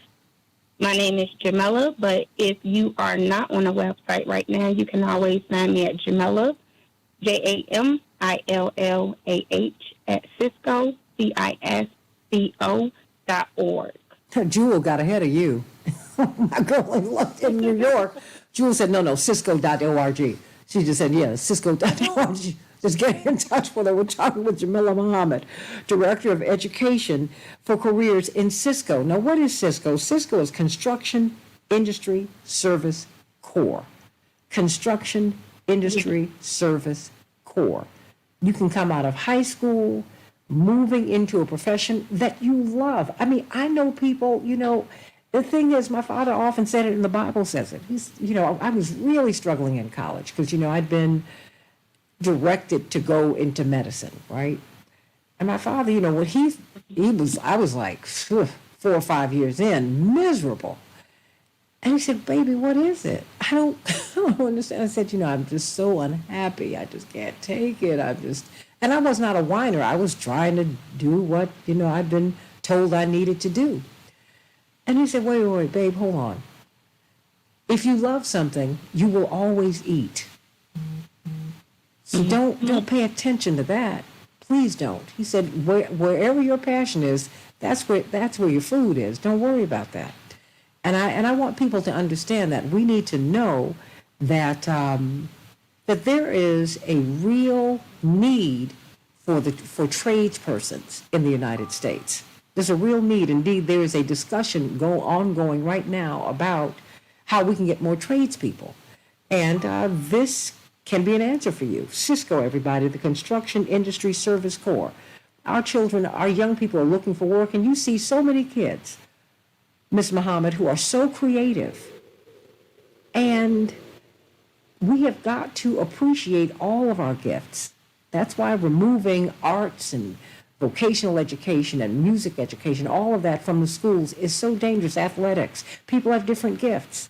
Think about that, everybody. Let's continue this conversation as we look at these new opportunities in the trades. Have you thought about that? Or do you just want to see your child go to college? Oh, my goodness, I get it. My grandmothers wanted, that's what they wanted to see. But do you want to see your children just go to college and get a degree? Or do you want to see your children really function to the greatest extent of their potential? Who knows where that is? Who knows where that treasure is? Let's talk with Jamila Muhammad from the Construction Industry Service Corps, also known as Cisco. She is their Director of Education to Careers. Let's talk about the career that you can have in the trades. Coming out of high school, moving toward a six-figure income, that is not a bad deal. But coming out of high school, doing something that you really, really love, that's the shot. Excuse me, everybody. That's what you really, really need to do. Let's talk about it on the Santita Jackson Show. And we'll be talking about this and so much more at the Rainbow Push Convention, July 15th through the 15th through the 19th. Oops, talking about my birthday. July 15th through the 19th, everybody. And then, of course, our labor panel this Thursday from 4 to 6 on WCPT. And you're going to have, just very quickly, you have a convention coming up, Ms. Muhammad? Yes, actually. It is the Back to School Hands-On Trades Fair. It's actually a couple of days after your event, Santita. So it's going to be July 21st from 10 to 2 at the IBEW 134 Union Hall. That's located at 2722 South King Drive. We'll have over 15 different trades there. The solar truck, the IBEW solar truck, will be doing hands-on activities, and all of the trades have committed and donated school supplies to ensure that we continue to educate our children and help them as much as we possibly can. Because this is still an education. But hold on. We really do. Really. Hold that thought, because I want you to talk about that with Reverend Dr. Jeanette Wilson. We got to do that. I got a heart out because I got some other affiliates who've gone over. Back with more of the Santita Jackson Show in just a minute.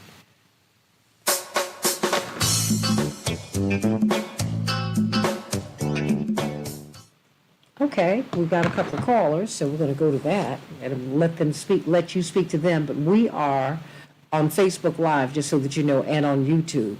Ms. Muhammad, let people know about, just continue talking about your event is July 21st? Yes. Okay, now what is it? On July 21st, it is the Back to School hands-on trade fair. It's our second annual back-to-school hands-on trade fair. So what does that mean? So if you're going to take if you have your child and you're trying to figure out, well, what do you want to do? I mean, what are they going to see when they get there? They will see the bricklayers out there laying brick, the electricians out there teaching you how to complete a circuit. If you can complete the circuit, then a doorbell will ring.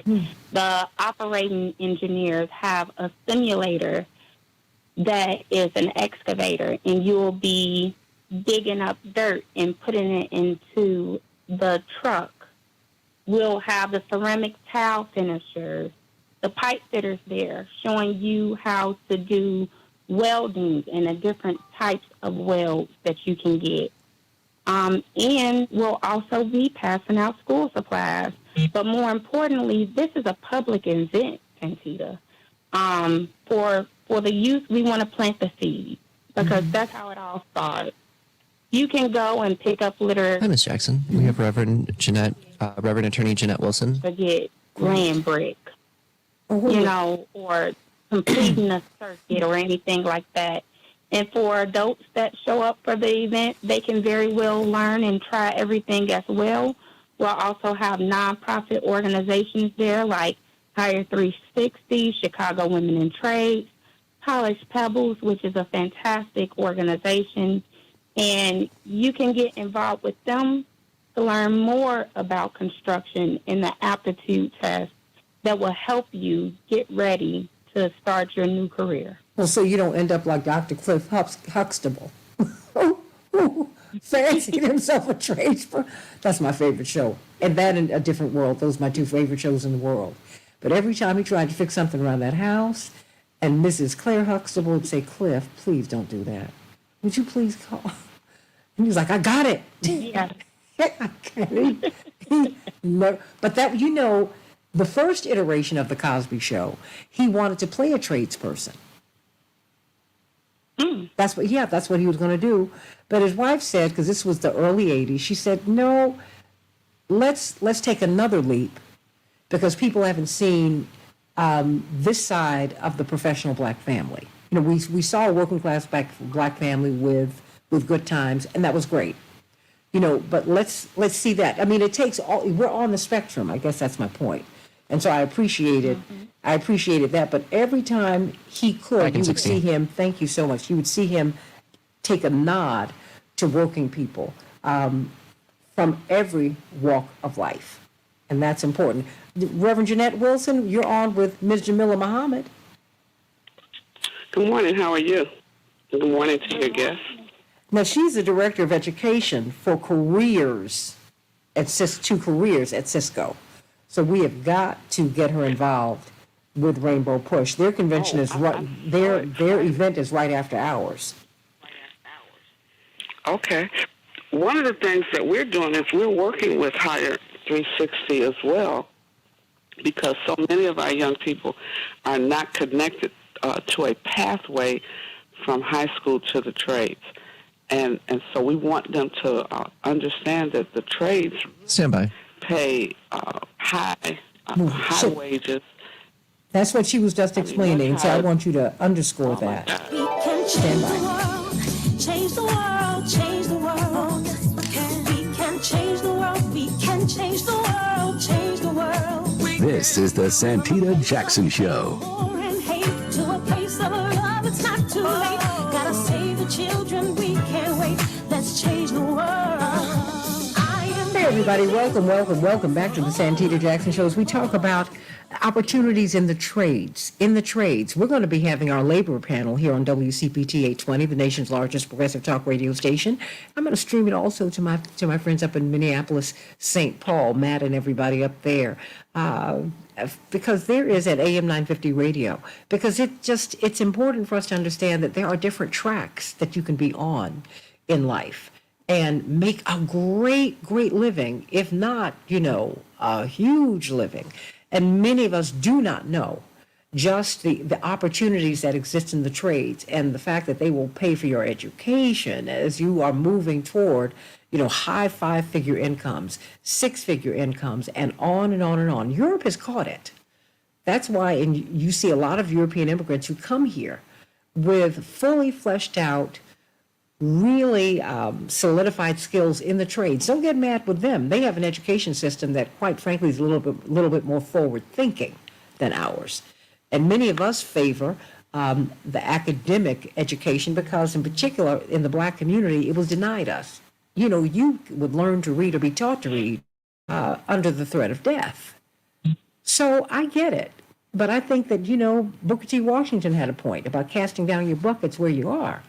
And so whatever you do, if you're going to be great at what you're going to do, you got to get educated, everybody. We need to respect that.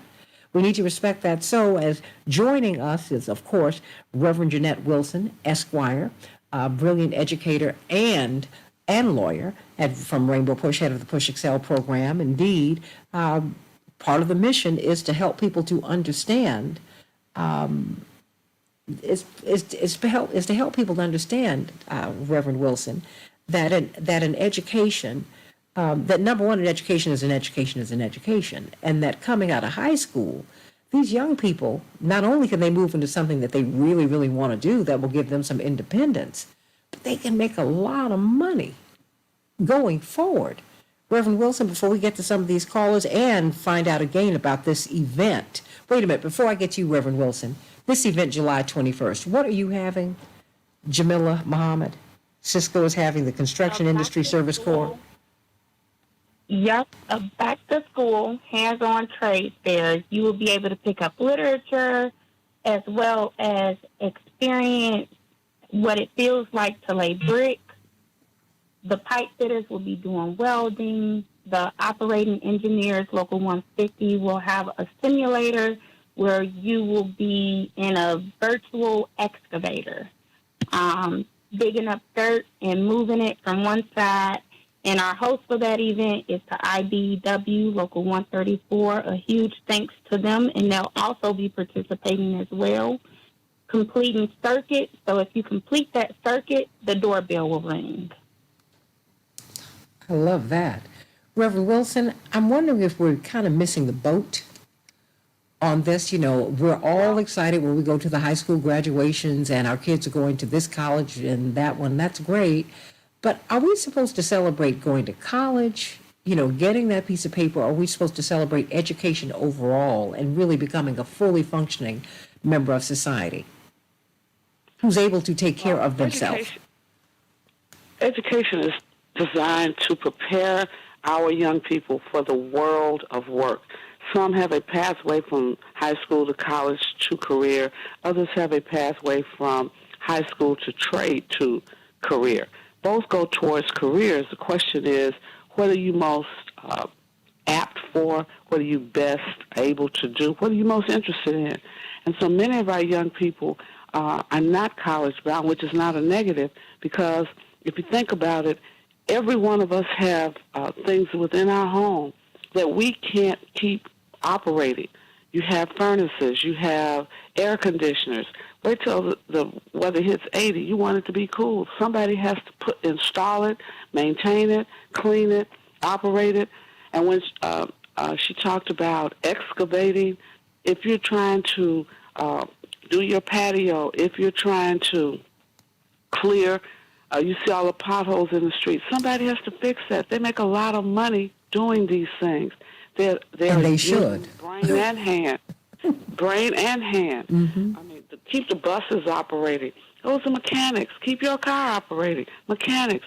Those are high-skilled trades, and many of them are managed by robots. So at Push Excel, every Saturday, we are introducing young people ages 5 to 18 to the trades, really, because we're teaching them robotics, how to have program these robots to do various functions. A vacuum cleaner is nothing more than a robot, and we're teaching them how to drive cars, like they drive in the NASCAR races. They were trained on a virtual system, and so we have young people building those sim cars so they have a car that allows them to simulate real driving, real flying of a plane. if they may become interested later in aerospace dynamics.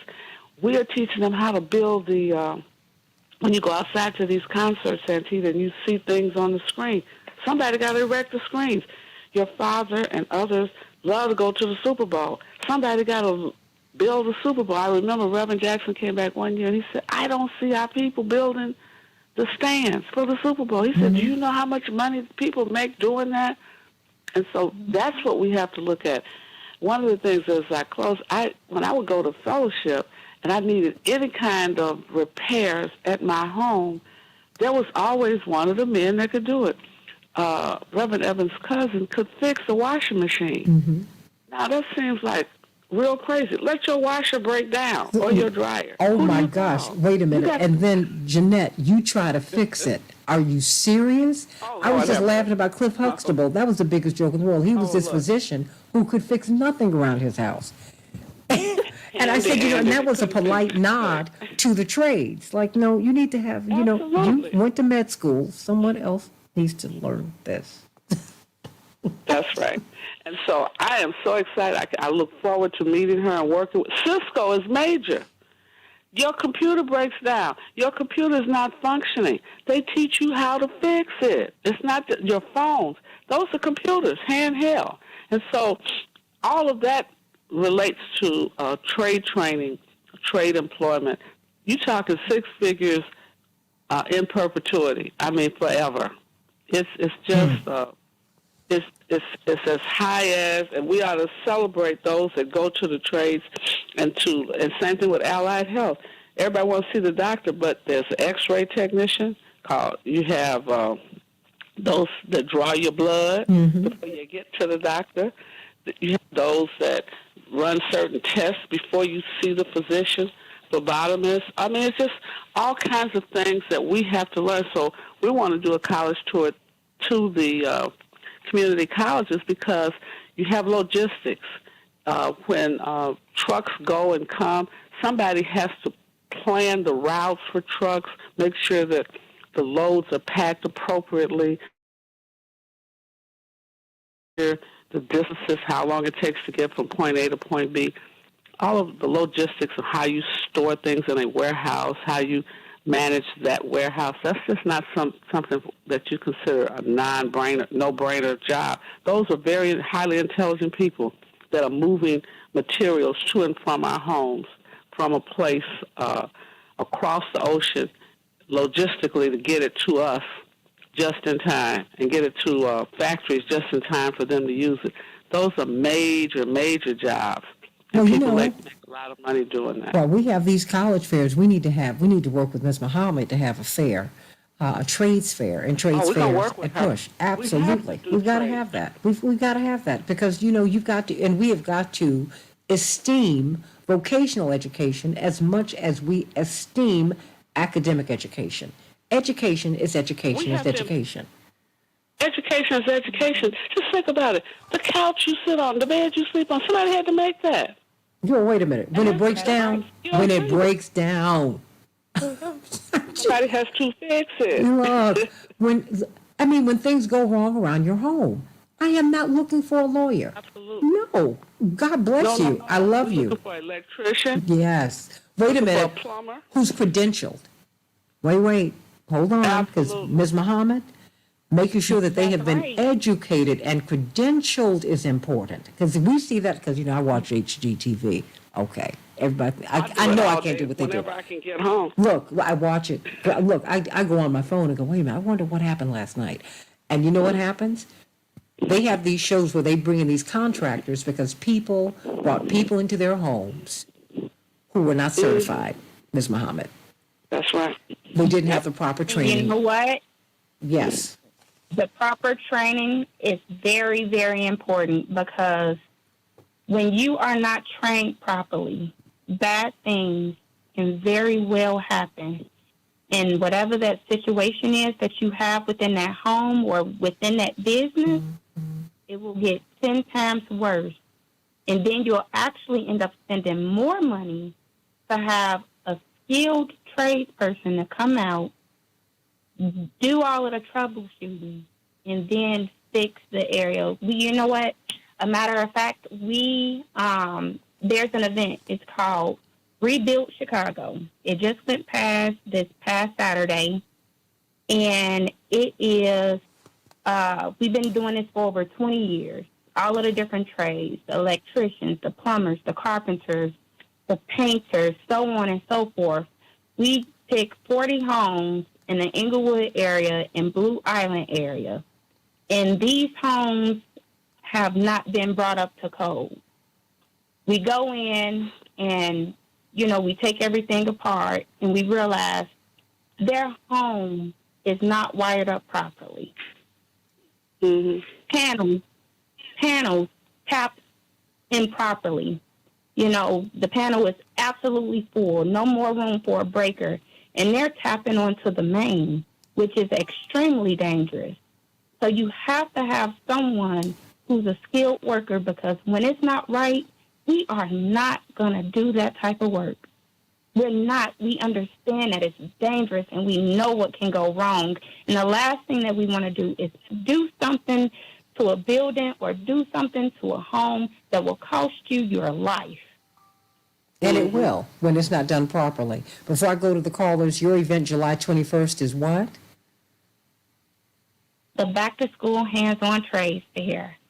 We'll be passing out school supplies. We will be showing you what it takes to be a bricklayer, an operating engineer, an electrician, also involving you with different nonprofit organizations in the community that will help you get ready to take an aptitude test if you feel you are not 100% prepared or you do not know which trade you want to go into.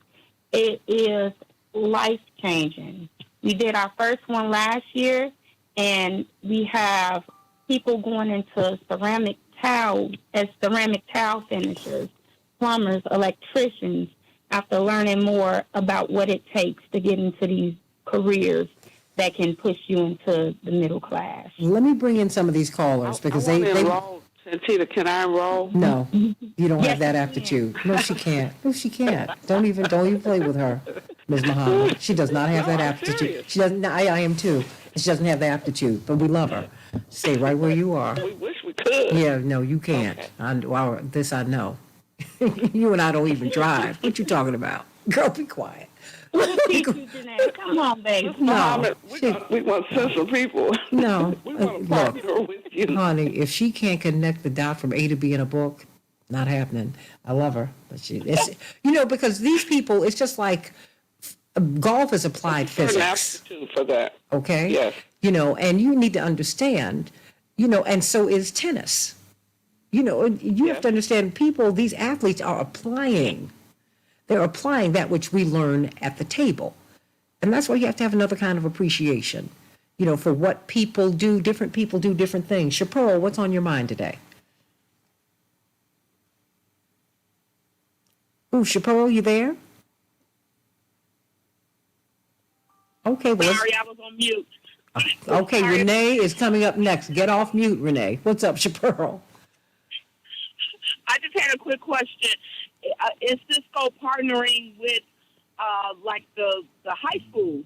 Because I think that if we pull the kids out of high school, we will be able to reach them a lot further if we partner with the high schools. Miss Pearl, I am so glad that you actually asked me that question. We partner with all of the counties in Cook, Kane, Kendall, McHenry, Lake, and DuPage.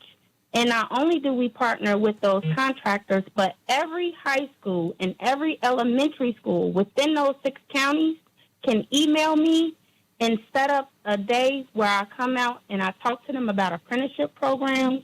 We can set up days where we have resource fairs. We can set up days where we have the hands-on fair that we'll be doing in July. And it's all about engaging the community. And we do understand that we have to get them while they're young because there are a lot of different things at play, and we don't want anyone to be left out of an opportunity. So, yes, we do partner with the different high schools, Simeon, Dunbar, Bogan, Curie. We go to at least I want to say 7 to 10 schools a week. I love it. I love it. Did that answer your question, Chaparral? Well, you know what we need to do is have that kind of fair at push. Well, as we push our kids to college, we need to push them into the trades too. Renee, what's on your mind? Good morning, and thanks for taking my call. Way back in the dark ages, when I went to high school at Bloom Tech, we used to take, in addition to our college prep classes, we had to take shop, and we had to take drafting also, which was good because you learned to do things that you could take into your own personal life. So I think all students should be exposed to the trades. Even if they don't want to go into it, they might not know that until they're exposed. In 7th and 8th grade at Spry Upper Grade Center, we had to take sewing. That's a useful tool. I think a lot of people don't sew anymore. My father and my oldest brother, they did refrigeration and all that stuff and made a good living at that. My father, even in his 60s and 70s, he was still going to take college classes on refrigeration and air conditioning, and he did mechanical and electrical work too. But my question is, since you're training people to go out and do all of these different things like bricklaying and stuff, do you have a list of people that have been certified that consumers can contact? Because sometimes it's hard to find people, especially in North Lawndale, where I live, who can come and do work on your home. Renee, finding someone certified is hard anyway.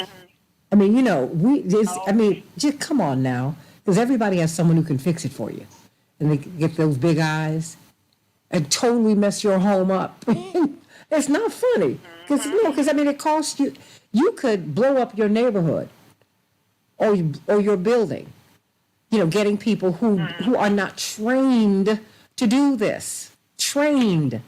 I mean, Ms. Muhammad, stay right there. Stay right there, Renee. I mean, do you have a list? I mean, is there like a master list that you can go to find out if someone has been trained? Because, you know, it's like if I want to find out if a doctor still is licensed, I can find that out. Is there any way that you can do that in the trades as well? So a lot of us are licensed and trained, especially like the plumbers. So every plumber, before they even get out of their program, they have to become a licensed plumber. The electricians, we take the supervising electricians test. But union contractors, we all have a list of qualified contractors on our website. So that's at cisco.org. There's a list of qualified contractors on our website. And you can always ask them if they have a union card. So should you always ask, so when you get someone to work in your home, should you ask them that? Yeah, ask them if they union, what union they're a part of.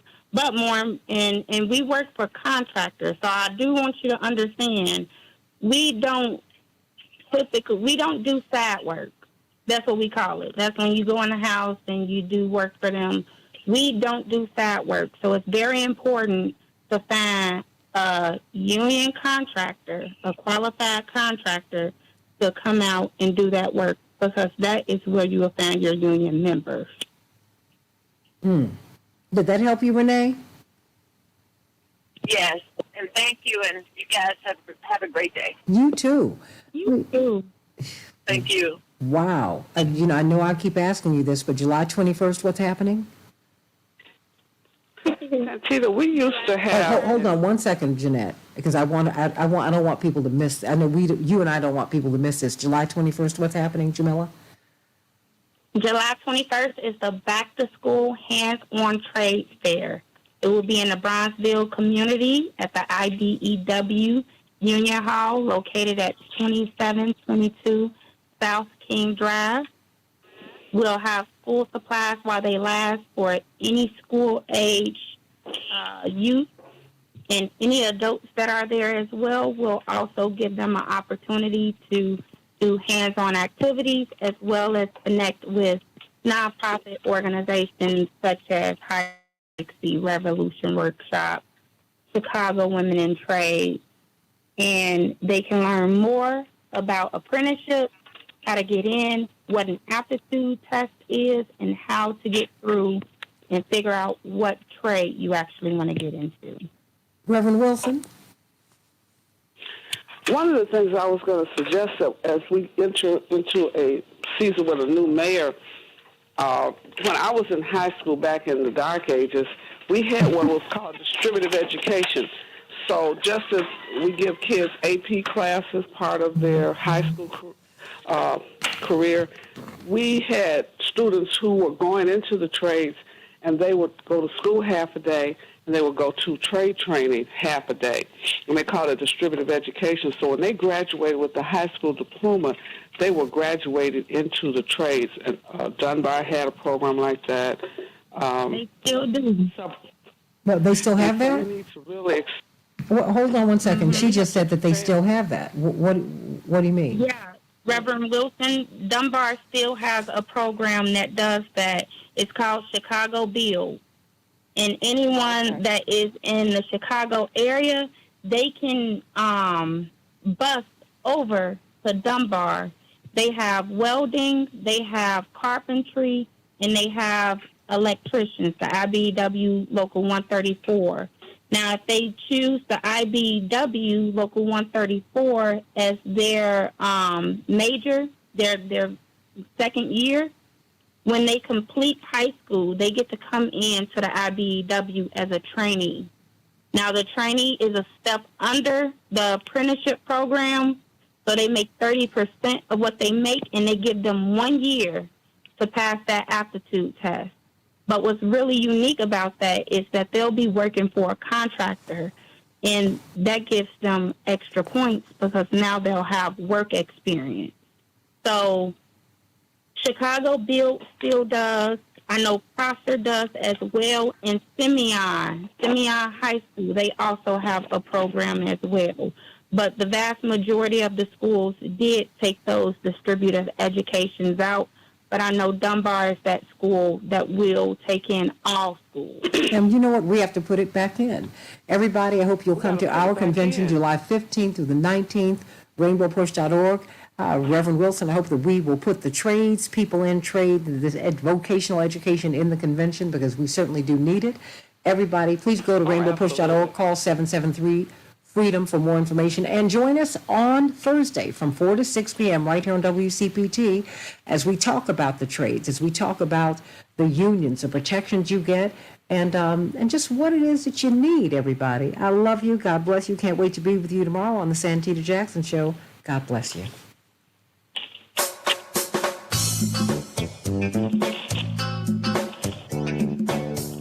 Now, Miss Muhammad, did that hurt?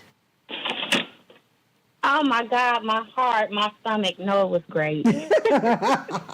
Yeah. Oh, my goodness. Is there anything else you want to say before we go? I want you to send me Miss Muhammad's number so we can get together. I'll do it right now. As we plan for the convention. I'll do it right now because you see their event is on July 21st. Yeah, we're a week before. We need to have that. So let me do this. And I want you all. You know, guys, this is amazing. Thank you so much. I really look forward to working with you, Reverend Wilson. Oh, yes, ma'am. Rainbow Push. Named after. Oh, yeah. I'm looking forward to it. We have to provide our students with everything they need to be successful. Mm-hmm. Every educational option and opportunity that they may not know about. They don't know about this. You know, of course they don't, because it's rarely getting them in college, and so that's why we have to partner and push. That's what we have to do. That's right. One organization, one person at a time. And, you know, I've only been in this position for about 2 years. I have made really great connections. Yesterday, I went to Mercy Homes for boys and girls. So I'm trying to connect with their youth as well and figure out alternative pathways and what it is that they like. And, you know, I definitely want to get involved with Rainbow Push. It's important. Oh, we need you because we're there every Saturday trying to expose young people to this technology, which is also a new trade. Because much of what we do now is governed by our understanding of technology. So I look forward to meeting with you and having you stop by, and we will certainly want to partner on a trade fair very soon at the convention. Yeah. Oh, gotta do that. I'm just so glad. It will be July 15th, right in the building. We could really do a big one to kick off the convention. Well, I'm excited. And my work is not done, but I'm glad that we were able to do this. And we have to thank Melissa Rizzi for this, because Melissa has been your champion. Just so that you know. She said you've got to get her on. So please let her know that you were on today and that I just sent you all a text connecting everybody. Okay, thank you so much. Okay, is there anything, we're still on Facebook Live, is there anything that anyone wants to say before we go? Jamila, July 21st, what's happening? July 21st is the back to school hands-on trade fair. It's going to be from 10 to 2. It's going to be on 2722 South King Drive. The one thing that I will say about this whole process, because it is a process, it takes time and dedication and sacrifice.